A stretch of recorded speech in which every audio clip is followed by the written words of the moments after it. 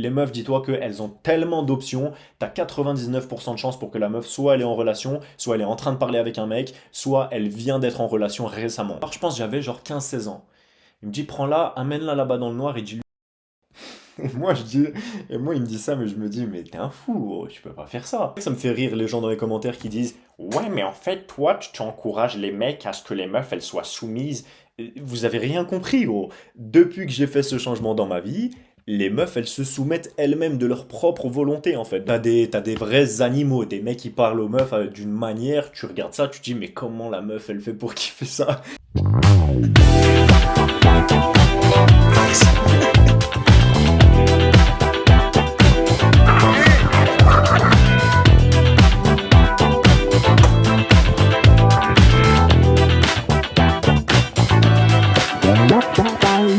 Billy, c'était trop musclé.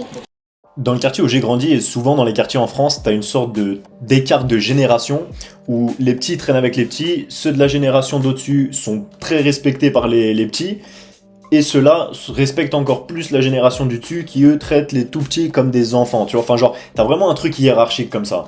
Et moi quand j'étais petit, j'avais sauté une classe, ce qui fait que comme je me retrouvais des fois dans la classe de gens qui avaient redoublé, et ben je me suis mis à traîner avec les gens de la génération au-dessus. En fait, j'étais dans le gap entre les deux âges, et comme j'avais sauté une classe, je me suis mis à traîner avec les gens qui étaient plus vieux que moi. Et donc quand j'avais 16, 17, 18 ans, je traînais avec les mecs qui avaient 20, 21, 22 ans, qui géraient toutes les meufs. Du coup, ça m'a permis de me poser des questions comme comment ça se fait que ce mec-là il gère toutes les meufs? En fait, sans même me poser des questions sur le développement personnel, c'était juste flagrant. On allait dans des soirées et c'était toujours mes potes qui géraient toutes les meufs. Des fois, on arrivait et t'avais des mecs en couple et ça draguait les meufs des mecs en couple devant eux, ou plutôt c'est la meuf qui draguait mon pote devant son mec. Enfin, ça arrivait tellement de fois et moi je regardais ça et je me disais mais qu'est-ce qui se passe? Comment ça se fait que ces animaux ils arrivent à gérer toutes les meufs? Et en fait, j'ai remarqué énormément de similarités, de similitudes parce que de toute façon, t'as des cas, hein, dans mon quartier ou même dans tous les quartiers de France, je pense, t'as des vrais animaux, des mecs qui parlent aux meufs d'une manière, tu regardes ça, tu te dis mais comment la meuf elle fait pour kiffer ça? Tellement, il y a tellement de violence verbale dans sa manière de parler, mais je vais pas parler de ça, là je vais parler de ce qui marche le plus souvent, ce qui marche au plus grand nombre. Pareil aussi, parce que ça peut marcher si t'es au collège, lycée, etc. Je vais te parler de moi, mon expérience à ce moment-là, mais je vais pas te parler de Mathieu et Ilona, qui sont ensemble depuis la 5e, ils sont tout mignons, tout gentils. Moi je vais pas te parler de ça parce que c'est pas dans mon expérience, j'ai jamais été dans cette situation, j'ai aucun de mes potes qui a été dans cette situation. Moi je vais t'expliquer pourquoi le mec il rentre dans la pièce et toutes les meufs dont Ilona, elles le regardent comme des folles avec leur mec à côté dont elle tient la main, comme ça. Pourquoi est-ce que ça arrive? Et c'est un truc qu'on voit jamais, qui existe pas sur YouTube. En même temps, il y a pas trop de mecs de quartier sur YouTube, j'ai l'impression. Donc c'est pour ça que je te donne des insights. Je t'explique pourquoi est-ce que les bad boys y gèrent. Donc le premier point, c'est déjà que le mec il arrive en Dark Sasuke. Tu vois, la meuf elle le juge comme si c'était genre un mec trop mystérieux. Il arrive avec beaucoup de charisme, beaucoup de mystère. Mais dès qu'il lui parle, dès qu'il y a une interaction, dès qu'il brise la glace, il est agréablement aimable avec elle. Ça c'est le premier pattern interrupt. Tu vas voir, c'est un truc qui va revenir souvent. Le fait de faire l'inverse de ce à quoi on s'attend que tu vas faire. Encore une fois, j'ai vu des phénomènes. Il y a des gens dans mon quartier, c'est des animaux. Mais là, je te parle de ce qui marche dans le plus de situations. C'est-à-dire même on arrivait dans des soirées où on était inconnus, on connaissait aucune meuf.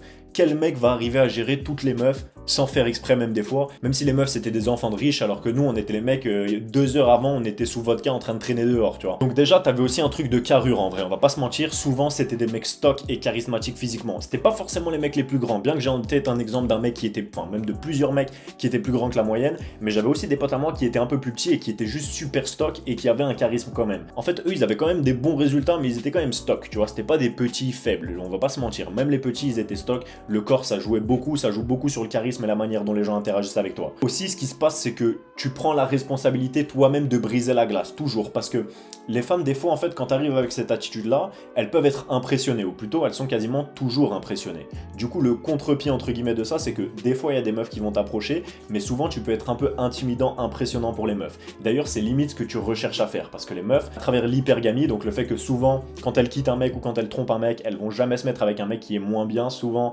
elles coupent la relation pour aller se mettre avec un mec qui est mieux. Là c'est pareil, une meuf qui est en couple qui va t'envisager, ou une meuf elle va te comparer avec son ex, forcément. Les meufs, dis-toi qu'elles ont tellement d'options, t'as 99% de chances pour que la meuf soit elle est en relation, soit elle est en train de parler avec un mec, soit elle vient d'être en relation récemment. Donc elle peut que te comparer à la personne la plus proche dans son cerveau.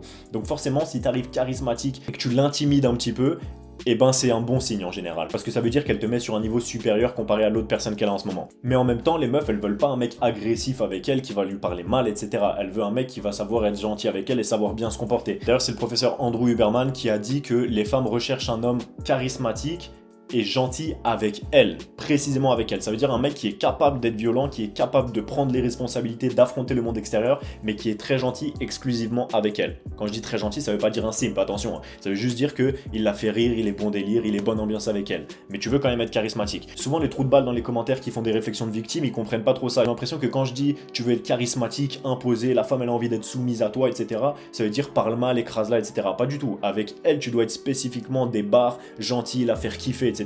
Mais toi, plus tu ramènes de charisme dans une pièce, mieux c'est, parce que ça va te permettre de te faire ce pattern interrupt où en fait elle te jugeait. Et dans 99% des cas, tu vas voir que tu vas avoir la même réflexion qui va revenir, c'est ah, je te croyais pas comme ça, je te croyais beaucoup plus dark, machin, nanana. Et en fait, c'est ça que tu veux. Tu veux que la meuf elle se dise que t'es dark, elle ait une première impression en mode pouf, le mec il amène de l'énergie, mais ensuite quand tu parles avec elle, tu la fais kiffer direct, tu la mets à l'aise. Donc en fait, tu vas toujours être le mec qui va briser la glace d'une manière détendue. En fait, le truc pour briser la glace, là je te parle d'un contexte où t'es en soirée avec une meuf, ou que tu rencontres dans un bar, ou alors t'es en cours avec la meuf, ou peu importe, en tout cas t'es dans un contexte où vous êtes déjà l'un à côté de l'autre. Je te parle pas d'aller parler à une meuf dans la rue. Dans ce contexte-là, tu vas briser la glace, évidemment avec de l'humour c'est mieux, mais surtout le truc le plus important c'est d'être naturel. C'est-à-dire d'arriver comme si vous aviez déjà une conversation, comme si vous vous connaissiez déjà. Ça va te permettre de briser la glace d'une manière super efficace. Tu peux aussi, si t'es hyper confiant, si tu sais que la meuf elle te kiffe, que ça se voit dans ses yeux, arriver juste te présenter, tendre ta main et lui dire je viens me présenter parce que je vois que tu me regardes depuis tout à l'heure. En tout cas, l'important c'est de faire un eye contact puissant, de sourire et de la faire rigoler, c'est encore mieux. De toute façon, tu vas voir qu'une meuf à qui tu plais, elle va juste se mettre à rigoler pour rien. Donc en fait, ça va juste être logique et ça va se faire assez facilement. Mais évidemment, si t'es drôle, c'est mieux. Ensuite, un truc qui va un peu dans cette même ambiance de briser la glace, etc., c'est que quand il va demander son numéro, son Snap ou son Instagram ou un truc comme ça, il va le faire quand il est sûr à 100% qu'elle va le donner. C'est-à-dire, t'arrives pas en mode « Salut, je m'appelle Untel, je voudrais récupérer ton Instagram ». Ah gros, t'as rien créé en fait, tu lui as pas créé d'émotion à l'intérieur. Là, tu lui as demandé son Insta, elle va te le donner, c'est sûr. Toi, tu veux pas qu'elle te donne son Insta, tu veux que ce soit clair dès le départ, que la raison pour laquelle elle te donne son Insta, c'est parce que tu la gères, tu veux la gérer. Tu veux pas faire dans l'ambiguïté, tu veux pas que, dans un malentendu, je vais arriver à la gérer. Non, tu veux que ce soit clair dès le départ, et je viens pour te gérer, toi et moi on le sait, et t'es très d'accord avec ça. L'objectif c'est ça, sinon tu vas passer 8 ans dans la friendzone. La technique de je deviens ami avec elle, et au bout de plusieurs jours, semaines ou mois, elle va vouloir... Non, ça existe pas frérot. Elle va tout de suite se mettre avec le mec qui fait ça, qui a cette attitude-là. En 15 minutes, elle est avec lui. S'il faut, devant toi dans la même soirée, elle fait ça. Donc demande avec assurance, demande-le une fois que tu as créé un lien. Hésite pas à pas demander si t'es pas sûr. Moi, plein de fois, j'ai fait des soirées où je vous raconterai une anecdote une fois où j'étais avec deux jumelles qui voulaient que je couche avec les deux en même temps. Donc, je vous la raconterai peut-être dans une autre vidéo. Si vous me dites en commentaire que ça vous intéresse ce genre d'histoire, je vous le ferai. J'en ai 10 000 des anecdotes. Avec les animaux avec lesquels je traînais, vous y croiriez même pas. Mais bon, bref, pour vous donner une idée du niveau de confiance qu'ils avaient, ces mecs-là qui me coachaient entre guillemets, parce qu'ils étaient plus grands que moi et qui géraient toutes les meufs, tu vois. Moi, j'avais quand même un peu de meufs, mais eux, c'était vraiment abusé. Une fois, j'étais avec un pote à moi, il sortait avec une meuf, et je me rappelle, on avait pris une photo avec plein de mecs de mon quartier, on était genre 15-20 sur la photo. Et lui, il l'avait posté sur Facebook ou je sais pas quoi. Donc bref, il va voir sa meuf, un peu plus loin de chez nous, à 20 minutes de notre quartier et tout. Et cette meuf, elle était avec une pote à elle. Et cette meuf, elle dit, ah, c'est qui sur la photo et tout, elle me voit moi. Et donc, elle lui demande, c'est qui. Il lui dit, c'est mon pote, Billy's, machin, elle lui a dit, ah ouais, tu me le présentes, machin. Du coup, il dit, ok. Moi, il m'appelle, il me dit, ouais, machin, il y a une meuf qui veut te rencontrer et tout. Du coup, un de ces quatre, on ira ensemble. Je dis, vas-y, c'est bon. On y va, tu vois, on y va. Non, c'est pas ça en fait. En fait, elle avait kiffé, mais il m'avait pas dit. Et personne m'avait dit. Donc j'arrive là-bas, juste on se rend compte, on était genre 4-5 pélos et il y avait 2-3 meufs, je crois. Tu vois, ou peut-être juste la meuf de mon pote et la meuf. Donc tac, on discute, on passe une soirée normale. Moi, je la calcule pas, je faisais ma soirée normale. Enfin, on parle normal, mais je savais pas que je lui plaisais. Donc attitude normale, tu vois. Au final, quand je pars, apparemment elle m'a kiffé, moi j'avais pas fait gaffe. Donc je reçois un message de sa part qui dit qu'elle m'a kiffé, machin. On retourne une semaine après pour pouvoir traîner avec elle. Moi, mon pote, avec qui il y avait sa meuf, la meuf et 2-3 autres potes à moi, tu vois. Dont un pote à moi qui était plus grand, stock et tout, et qui gérait plein de meufs à ce moment-là. Donc on va là-bas, et la meuf au final je l'embrasse, on s'embrasse et tout, on était tous posés genre sur un parking et tout. La meuf, je l'embrasse, on fait notre truc, mon pote il est avec sa meuf, on fait une soirée normale, la meuf je l'embrasse et tout. Et au bout de genre 10-15 minutes, où ça faisait je sais pas, quelques heures qu'on était là-bas, peut-être mais 10-15 minutes que la meuf et moi on s'était embrassés et tout, mon pote il vient me voir, le grand, il me dit ouais, prends-la là-bas dans le noir, je pense que j'avais genre 15-16 ans. Il me dit prends-la, amène-la là-bas dans le noir et dis-lui suce-moi. Et moi il me dit ça, mais je me dis, mais t'es un fou, gros, tu peux pas faire ça. Tu peux pas faire ça, c'est trop à la zeub de faire ça, tu vois. Moi j'étais jeune, j'étais timide encore un peu, tu vois, même si j'avais déjà eu des meufs avant ça, quand même je me disais, je peux pas faire ça, c'est trop direct. C'est pas possible que les meufs, elles veulent ça, tu vois. Moi je comprenais pas ça, je me disais, c'est trop violent. Au final, je l'ai pas fait, tu vois, parce que j'étais timide et tout. Mais à cette époque, je comprenais même pas, je me disais, non, mais c'est un truc de sauvage de faire ça, je peux pas. Et c'est le mec qui gérait plein de meufs qui m'avait dit ça. Et avec du recul, je te jure que c'est vrai, gros. Les meufs, tu peux être rentre dedans de baiser avec elles. Après, je dis pas qu'avec le recul, je l'aurais fait à ce moment-là, et je dis pas que forcément je le ferais maintenant, parce que je le ferais pas dans n'importe quel contexte. Mais je te garantis que des fois, les meufs, elles sortent avec des mecs ou elles couchent avec des meufs, elles sortent avec des mecs ou elles couchent avec des mecs qui leur sortent des dingueries comme ça et ça passe crème. Je te parle pas de faire le blédard à envoyer des messages comme ça à la zeub sur Facebook et d'envoyer des dick pics ou de dire ça à une meuf que t'as vu une fois random. Mais je dis juste que des fois, dans un certain contexte où il y a une bonne alchimie comme ça, la meuf elle s'attend à ce que c'est toi qui pousse le truc jusqu'à là où t'as envie de l'emmener en quelque sorte. Et que plus tu vas te montrer genre assertive, je sais plus comment on dit en français, je mettrai là à l'écran, mais plus tu vas faire ça, plus en fait elle va juste se soumettre et dire ok vas-y, dope, tu vois. Et toi-même t'es choqué dans des situations comme ça. De la même équipe, combien de fois c'est arrivé qu'on arrive dans une soirée, il y a un mec qui est avec sa meuf, un pote à moi il gère sa meuf devant le gars, ça fait 3-4 ans qu'ils sont ensemble, il gère sa meuf devant elle, il la prend et il la baisse dans la même soirée. Je te garantis que ça arrive beaucoup plus souvent que ce que tu crois, ce genre de soirée. Quand t'as 2-3 mecs comme ça qui arrivent, ou surtout quand t'as toute une équipe, je pense que c'est ça qui faisait l'effet aussi, c'est le fait d'arriver avec toute une équipe.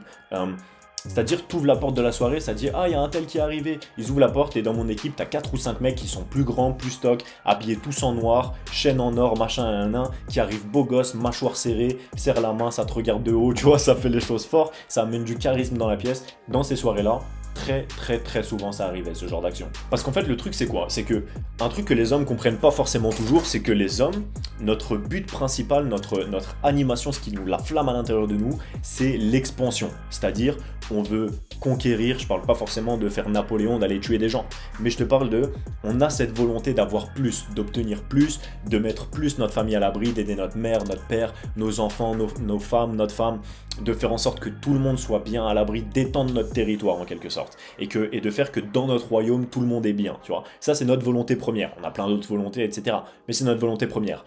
Et la femme, sa volonté première, c'est l'aventure. C'est de kiffer dans l'instant, de vivre des trucs incroyables. C'est son truc premier. Évidemment, tu as aussi le fait d'être une femme maternelle, de couvrir, d'apporter son amour, etc. qui compte aussi énormément. Mais l'émotion intense de l'instant, c'est l'aventure. Et donc plus tu vas lui faire vivre un truc de fou, ou plus tu représentes ou tu symbolises pour elle un truc qu'elle a jamais vécu de sa vie positivement, et plus ça va l'intéresser. Dis-toi qu'il y a des tueurs en série en prison, à partir du jour où ils rentrent en prison, ils reçoivent des dizaines ou des centaines de lettres par jour de meufs qui veulent coucher avec eux. Je te parle de mecs qui ont découpé des femmes vivantes, qui ont fait des dingueries, des singeries sur des gens, et les meufs ça les chauffe. Pareil, je dis pas que toutes les meufs ça les chauffe, je dis juste que ça crée ça dans leur tête. C'est en mode, c'est tellement sauvage, c'est tellement dingue que ça touche avec pour elles la ligne de l'excitation. Je vois, ça se croise. Je dis pas que toutes ces meufs là elles sont saines d'esprit et que c'est les meufs normales que tu croises dans la rue. Évidemment, il y en a, c'est abusé. Mais c'est la même ligne. C'est juste elles sont plus loin dans le délire. Et pour les meufs un peu plus normales, mais quand même les meufs modernes, c'est-à-dire des meufs qui sont quand même un peu des folles, on va pas se mentir. Si tu le sais pas encore, tu manques de discernement, frérot. Le fait d'arriver charismatique, énigmatique, Dark Sasuke là en mode, comme je t'ai dit, ça va provoquer en elle déjà le fait de t'es pas le genre de mec que j'ai l'habitude de côtoyer souvent, parce qu'en vrai t'as pas souvent des mecs très charismatiques, très sûrs d'eux, qui arrivent habillés tout en noir, solide, bien habillés, élégants, musclés, charismatiques, chaîne en or, truc sur lui, enfin bref, avec un regard profond qui te fixe droit dans les yeux, parce que les 3/4 des mecs se branlent, 90% des mecs se branlent, donc ils arrivent pas à maintenir un eye contact avec une meuf. Là ils te regardent droit dans les yeux, la meuf elle a l'impression que t'es déjà en train de la démonter juste quand tu la regardes, tu vois. Donc ça lui fait du sale. Et en plus quand tu lui parles, tu souris, t'es séduisant, tu la fais rire, et après tu la calcules plus, trop fort. J'ai vu une vidéo l'autre jour d'un agent immobilier qui fait des coachings pour les autres agents immobiliers qui vendent exclusivement du luxe, tu vois, des villas à plusieurs dizaines de millions, et donc forcément leur clientèle c'est des mecs qui ont énormément d'argent, tu vois, des hommes d'affaires, etc. Et dans cette conférence il dit: qu'est-ce que tu fais en tant que vendeur quand tu as fait ta visite avec un client dans une maison qui fait 15 millions de dollars, la visite s'est bien passée, et à la fin il te dit c'est bon, je la veux, je l'achète tout de suite. Qu'est-ce que tu lui dis? Et il dit, tu lui dis non. Tu lui dis c'est pas possible de l'avoir tout de suite. Même si c'est possible de l'avoir tout de suite, tu lui dis non.